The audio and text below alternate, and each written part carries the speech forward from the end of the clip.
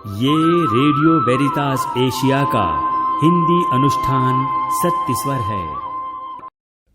जब ईसा नाव से उस पार पहुंचे तो समुद्र के तट पर उनके पास एक विशाल जनसमूह एकत्र हो गया। उस समय सभागृह का जेरूस नामक एक अधिकारी आया। ईसा को देखकर वो उनके चरणों पर गिर पड़ा और ये कहते हुए अनुनय विनय करता रहा, मेरी बेटी मरने पर है, आइए और उस पर हाथ रखिए जिससे वो अच्छी हो जाए और जीवित रह सके। ईसा उसके साथ चले। एक बड़ी भीड़ उनके पीछे हो ली और लोग चारों ओर से उन पर गिरे पड़ते थे। एक स्त्री 12 बरस से रक्तस्राव से पीड़ित थी। अनेक वैद्यों के इलाज के कारण उसे बहुत कष्ट सहना पड़ा था और सब कुछ खर्च करने पर भी उसे कोई लाभ नहीं हुआ था, बल्कि वो और भी बीमार हो गई थी। उसने ईसा के विषय में सुना था और भीड़ में पीछे से आकर उनका कपड़ा छू लिया, क्योंकि वो मन ही मन कहती थी, यदि मैं उनका कपड़ा भर छूने पाऊं तो अच्छी हो जाऊंगी। उसका रक्तस्राव उसी क्षण सूख गया और उसने अपने शरीर में अनुभव किया कि मेरा रोग दूर हो गया है।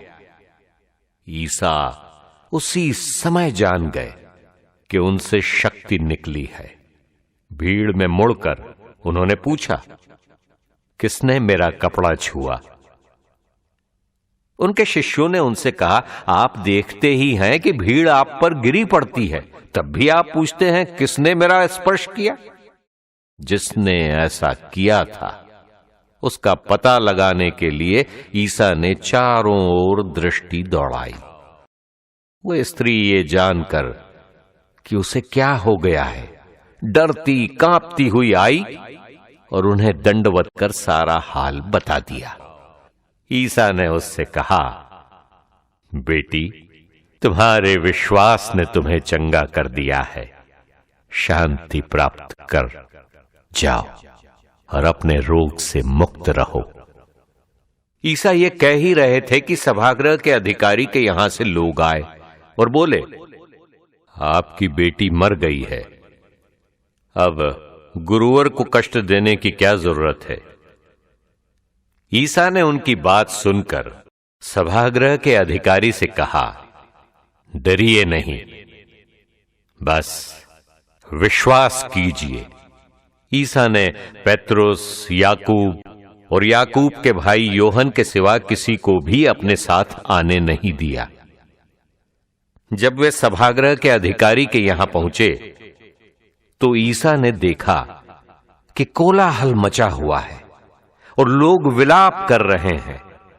उन्होंने भीतर जाकर लोगों से कहा, ये कोलाहल, ये विलाप क्यों?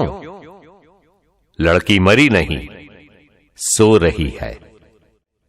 इस पर वे उनकी हंसी उड़ाते रहे। ईसा ने सबको बाहर कर दिया और वो लड़की के माता पिता और अपने साथियों के साथ उस जगह आए जहां लड़की पड़ी हुई थी। उन्होंने लड़की का हाथ पकड़कर उससे कहा, तालिथा कुम। इसका अर्थ है, ओ लड़की, मैं तुमसे कहता हूं, उठो।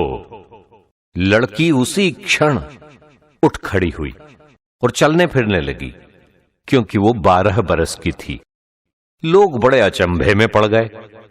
ईसा ने उन्हें बहुत समझाकर आदेश दिया कि ये बात कोई न जान पाए और कहा कि लड़की को कुछ खाने को दो।